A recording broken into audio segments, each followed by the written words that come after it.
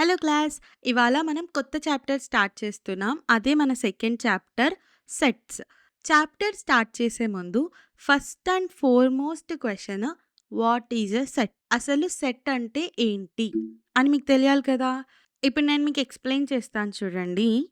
A set is a well defined collection of distinct objects.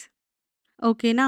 ఏంటక్కా explain చేస్తా అని definition రాస్తున్నావు. ఈ మాత్రం డెఫినిషన్ మాకు టెక్స్ట్ బుక్‌లో దొరకదనుకుంటున్నావా అంటారా? అలా కాదు. ఇప్పుడు నేను మీకొక ఎగ్జాంపుల్ త్రూ ఎక్స్‌ప్లెయిన్ చేస్తాను. ఇప్పుడు నేను మీకొక ఎగ్జాంపుల్ రాస్తున్నాను. Set of first 5 prime numbers. ఓకేనా? ఇప్పుడు చూడండి. ఫస్ట్ 5 ప్రైమ్ నంబర్స్ ఏంటి చెప్పండి? 2, 3, 5, 7, 11 ఇంతే గదా! ఇప్పుడు చూడండి. ఇప్పుడు మనకు డెఫినిషన్ ఏం చెప్తుంది? Well defined collection of distinct objects అంట. ఓకే. ఏం చెప్తుంది? Well defined. ఓకే. ఇవన్నీ డిఫైన్డేనా 2, 3, 5, 7, 11 మనం ఎందుకు ఇవే తీసుకున్నాం? 1, 2, 3, 4, 5 ఎందుకు తీసుకోలేదు? తీసుకోలేము. ఎందుకంటే మనల్ని ఏం అడిగాడు? Set of first 5 prime numbers అడిగాడు. అంటే మనకు ఆల్రెడీ ఒక డిఫైన్డ్ స్టేట్మెంట్ ఇచ్చేసాడు. మాకిదే కావాలి అని. అందుకే దీన్ని వెల్ డిఫైన్డ్ అంటారు. ఇప్పుడు కలెక్షన్ ఆఫ్ డిస్టింక్ట్ ఆబ్జెక్ట్స్ అనుంది. అంతే కదా! ఇప్పుడు చూడండి ఈ సెట్ ఆఫ్ 5 ప్రైమ్ నంబర్స్‌ని అంటే ప్రైమ్ నంబర్స్ లిస్ట్ ఏముందనుకోండి. 2, 3, 5, 7, 11, 13, 17 ఇలా పోతూ ఉంటది. ఆ లిస్ట్‌లో నుంచి మనం 5ని కలెక్ట్ చేసుకున్నాం. అంతేనా కాదా? ఎందుకంటే వాడు చెప్పిన స్టేట్మెంట్ వైస్ మనం 5ని కలెక్ట్ చేసుకున్నాం. అండ్ దేనిది దానికి అదే ప్రైమ్. 2 అనేది దానికదే ప్రైమ్. 3 అనేది సెపరేట్ నంబర్. అంతే గదా! దేనిది దానికంటూ ఒక ఐడెంటిటీ ఉంది. అలా ఐడెంటిటీ ఉన్న వేరే వేరే ఆబ్జెక్ట్స్‌ని అంటే వేరే వేరే నంబర్స్‌ని మనం కలెక్ట్ చేసి తీసుకొస్తాం. దేని ప్రకారంగా కలెక్ట్ చేసుకొనొస్తాం?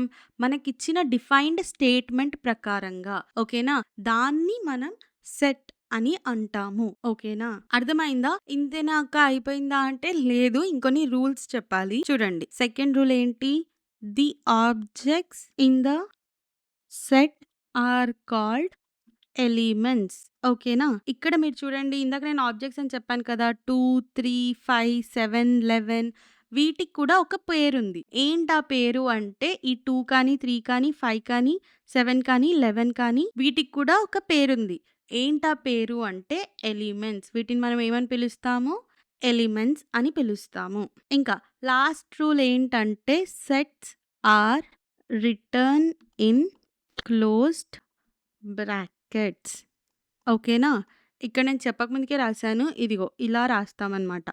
ఒక క్లోజ్డ్ బ్రాకెట్స్‌లో మనం సెట్స్‌ని రాస్తాము. ఓకేనా?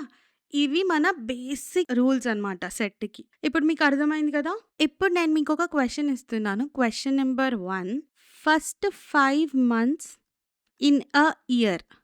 ఓకేనా? First 5 months in a year. ఇది ఒక సెట్టా? కాదా? అని చెప్పి మీరు కామెంట్ చేయండి.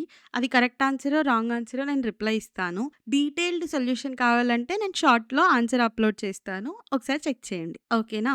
ఓకే. ఇప్పుడు మీకు సెట్ అంటే ఏంటో అర్థమైంది కదా! ఇప్పుడు మనం హౌ టు రిప్రజెంట్ సెట్స్ అంటే ఎలా రాస్తాము, ఏంటి అని తెలుసుకుందాం. ఓకేనా? ఇందాక మీకు గుర్తుంది కదా! ఎలా రాసాం మనం? Set of first 5 prime numbers is equals to అని పెట్టేసి ఎలా రాసాము? 2, 3, 5, 7, 11 ఇలా రాసాము.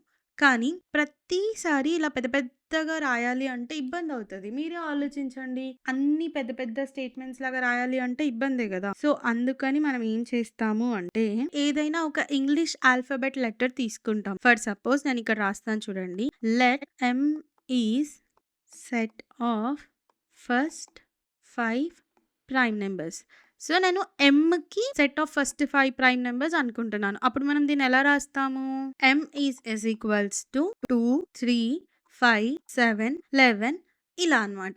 ఓకేనా? ఇలా ప్రతిసారి సెంటెన్స్ రాయాలని రూల్ ఏం లేదు. డైరెక్ట్‌గా కూడా రాసేయొచ్చు. ఇప్పుడు చూడండి. క్యూ ఈజ్ ఈక్వల్స్ టు 1, 2, 3, 4, 5 అని నేను రాసాననుకోండి.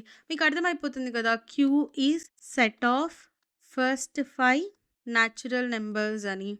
అలా అన్నమాట. ఓకేనా? ఏదైనా ఒక ఆల్ఫాబెట్‌తో రిప్రజెంట్ చేస్తాము. ఓకేనా? ఇలా మనం ఎందుకు లెటర్‌తో రిప్రజెంట్ చేస్తామో అర్థమైంది కదా! ఇందులో ఏమైనా డౌట్ ఉంటే నాకు కామెంట్ చేయండి. నేను ఖచ్చితంగా రిప్లై ఇస్తాను. అలాగే లైక్, షేర్ అండ్ సబ్స్క్రైబ్.